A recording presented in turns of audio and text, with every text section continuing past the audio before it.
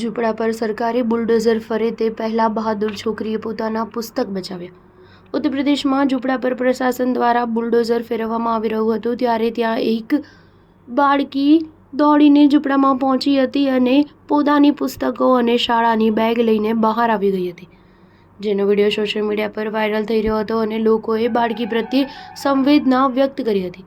ઉત્તર પ્રદેશના આંબેડકર નગરમાં જ્યારે બુલડોઝર કાર્યવાહી ચાલી રહી હતી ત્યારે પોતાના ઝૂંપડા પર સરકારનું બુલડોઝર ફરી વળે તે પહેલાં જ એક બાળકી દોડ કાઢીને ઝૂંપડામાં ગઈ હતી અને પોતાના પુસ્તકો સાથે સ્કૂલની બેગ લઈને બહાર આવી હતી। આ સમગ્ર ઘટનાક્રમનો વિડીયો સોશિયલ મીડિયા પર વાયરલ થયો હતો અને લોકોએ બાળકીને મદદ માટે હાથ લંબાવ્યા હતા, સાથે જ પ્રશાસનની ટીકા પણ કરી હતી। પોતાના પુસ્તકો બચાવવા ઝૂંપડામાં કૂદી પડી હતી તે બાળકીનું નામ અનન્યા છે। વિડીયો વાયરલ થતાં મીડિયા તેની પાસે પહોંચ્યું હતું, જેને બાળકીએ જણાવ્યું હતું કે પાસેના ઝૂંપડામાં આગ લાગી હતી। જો હું સમયસર મારા ઝૂંપડામાં ન ગઈ હોત તો મારા પુસ્તકો બળી ગયા હોત। પુસ્તકો બળી ગયા હોત તો હું મારો શિક્ષણનો અભ્યાસ ન કરી શકી હોત। આંબેડકર નગર જિલ્લાના અરાઈ ગામમાં ડિમોલિશન કાર્યવાહી ચાલી રહી હતી, જે દરમિયાન અનન્યા અને અન્ય ઝૂંપડા પર પણ બુલડોઝર ફેરવી દેવાયું હતું।